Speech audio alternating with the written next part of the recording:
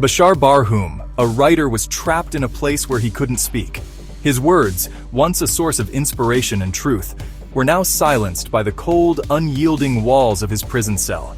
The echoes of his past writings seemed to haunt him, reminding him of the freedom he once had to express his thoughts and ideas. He was 63 years old, an age where most people would be thinking about retirement and spending time with their families.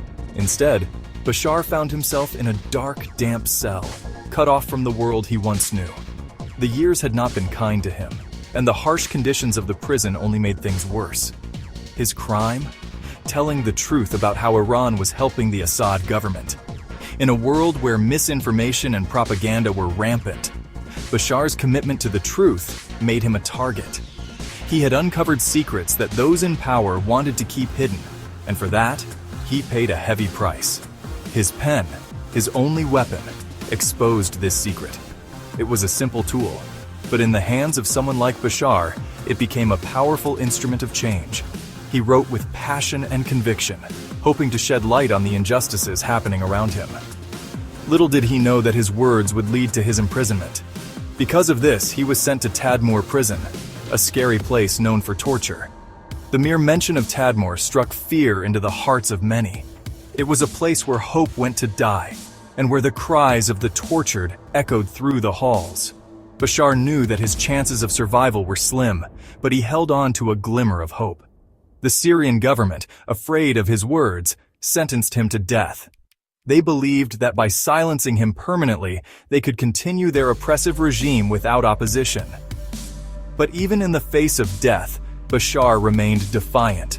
He knew that his words had already made an impact, and that his legacy would live on. His execution was coming soon, showing how cruel the government was. The days leading up to his scheduled execution were filled with dread and uncertainty. Bashar tried to prepare himself for the inevitable, but the thought of leaving his loved ones behind was unbearable. He wondered if anyone would remember his story, or if he would become just another forgotten victim of the regime. Hope faded every day as he sat in his cell. The once vibrant and hopeful writer was now a shadow of his former self. The isolation and constant fear took a toll on his mental and physical health.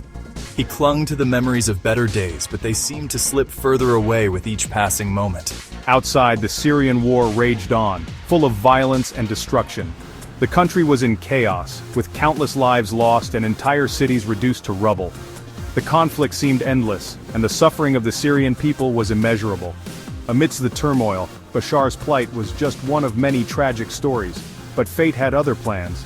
Just when it seemed like all hope was lost, a glimmer of light appeared on the horizon. The tides of war were shifting, and with it, the possibility of change. Bashar's story was about to take an unexpected turn. A group of rebels attacked Tadmor prison to free the prisoners. These brave fighters risked their lives to challenge the oppressive regime and bring hope to those who had been unjustly imprisoned. The sound of gunfire and explosions filled the air as they stormed the prison, determined to liberate the captives. The prison walls, once strong, crumbled. The very foundations of the regime's power were being shaken. As the walls came down, so did the barriers that had kept Bashar and others like him confined. The sight of the crumbling prison was a powerful symbol of the regime's weakening grip on power. Bashar Barhoum, almost about to die, was suddenly rescued by these freedom fighters. It was a moment of pure relief and disbelief. He had been on the brink of death, but now he was given a second chance at life. The rebels' courage and determination had saved him from a grim fate. Someone recorded his release on a phone, and the video gave people hope. The footage quickly spread, becoming a beacon of hope for many who had lost faith in the possibility of change. It showed that even in the darkest of times there was still a chance for redemption and justice. It showed the strength of those fighting for a better Syria. The rebels' actions were a testament to the resilience and determination of the Syrian people. They were willing to risk everything for the chance to build a better future for their country. But his story is just one small part of the Syrian war. There are countless others who have suffered and continue to suffer in the ongoing conflict. Each story is a thread in the larger tapestry of the Syrian struggle, and together, they paint a picture of resilience, hope, and the unyielding human spirit.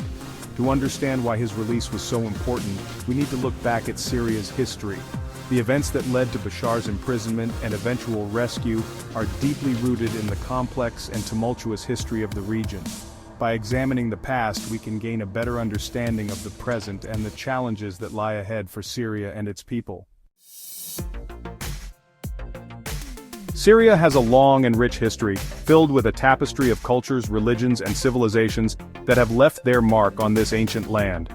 From the early days of human settlement to the rise and fall of empires, Syria has always been a crossroads of history. For centuries, from 1516 to 1918, it was part of the vast Ottoman Empire, a multi-ethnic and multi-religious state that spanned 3 continents.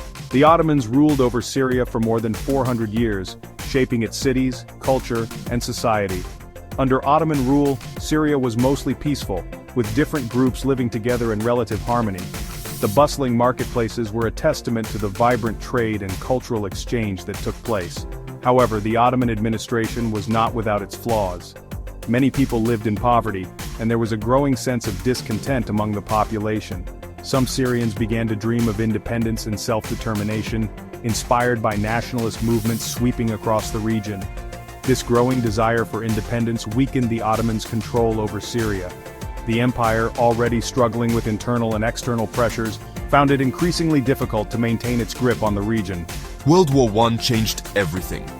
The war brought devastation and upheaval to the Ottoman Empire, and its eventual defeat marked the end of centuries of Ottoman rule in the Middle East.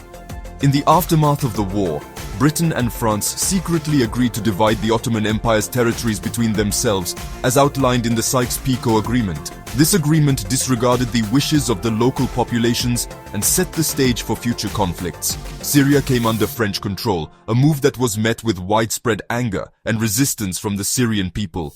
The French mandate was seen as a betrayal of the promise of independence that had been made to the Arab world. From 1925 to 1927, Syrians fought back against the French in what became known as the Great Syrian Revolt.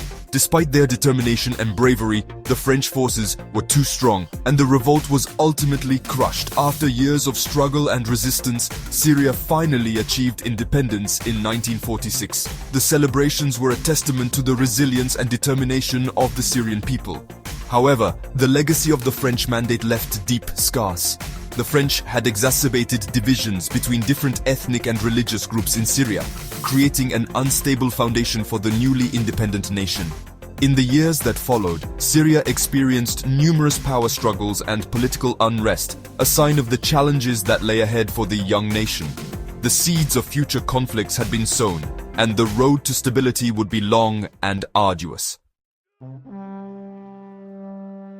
In 1970, Hafez al-Assad, an army officer, took control of Syria. This marked the beginning of a new era in Syrian history, one that would be defined by authoritarian rule and a tight grip on power. Hafez al-Assad, a member of the Ba'ath Party, orchestrated a coup that ousted the existing government and established his dominance. His rise to power was swift and decisive, and it set the stage for decades of autocratic governance. He was strict, and didn't allow anyone to disagree with him. His regime was characterized by an iron-fisted approach to dissent. Political opposition was not tolerated, and those who dared to speak out faced severe consequences. The atmosphere in Syria became one of fear and repression, as the government employed various tactics to maintain control over the population. He created a government where everyone had to praise him, and propaganda became a tool to solidify his image as the unchallenged leader. Public events were meticulously orchestrated to showcase unwavering support for Hafez al-Assad. The cult of personality around him grew, with his image omnipresent in public spaces, reinforcing his authority and the narrative of his indispensability to the nation. And he had a powerful secret police. The Mukhabarat, Syria's intelligence agency, played a crucial role in maintaining the regime's grip on power. They monitored, detained, and often tortured those suspected of disloyalty. The fear of being watched or reported on by neighbors or colleagues was pervasive, creating a society where trust was scarce. He stopped anyone who opposed him. Political dissidents, activists, and even ordinary citizens who were perceived as threats were swiftly dealt with. The regime's methods were brutal, ensuring that opposition was not just discouraged, but eradicated. This created an environment where silence and compliance were the norms. Hafez al-Assad made Syria important in the world, positioning it as a key player in Middle Eastern politics. His foreign policy was strategic, aligning Syria with powerful allies and navigating the complex geopolitics of the region. He established relationships with various countries, ensuring that Syria's influence extended beyond its borders, working with the Soviet Union during the Cold War. This alliance provided Syria with military and economic support, bolstering Hafez al-Assad's regime. The partnership with the Soviet Union also positioned Syria as a counterbalance to Western influence in the region, further solidifying its strategic importance. He ruled through fear for 30 years. His tenure was marked by a relentless pursuit of power and control, using fear as a tool to maintain his authority. The military presence in everyday life was a constant reminder of the regime's power, and the threat of violence was ever present. When he died in 2000, his son Bashar al-Assad took over. Bashar, who had been trained as a doctor, was seen by some as a potential reformer.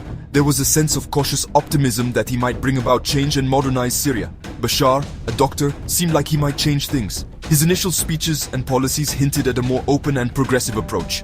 He spoke of reforms and the need to address the grievances of the Syrian people, raising hopes for a new era of governance. He talked about making things better and more open. There were promises of political reforms, economic development, and greater freedoms. For a brief period, it seemed like Syria might be on the path to change, with Bashar al-Assad presenting himself as a modernizer. But he soon became just like his father, reverting to the same authoritarian tactics. The initial promises of reform gave way to a familiar pattern of repression and control. The hopes for change were dashed as Bashar al-Assad consolidated his power, using violence to silence anyone who disagreed with him. The regime's response to dissent became increasingly brutal, with widespread reports of human rights abuses.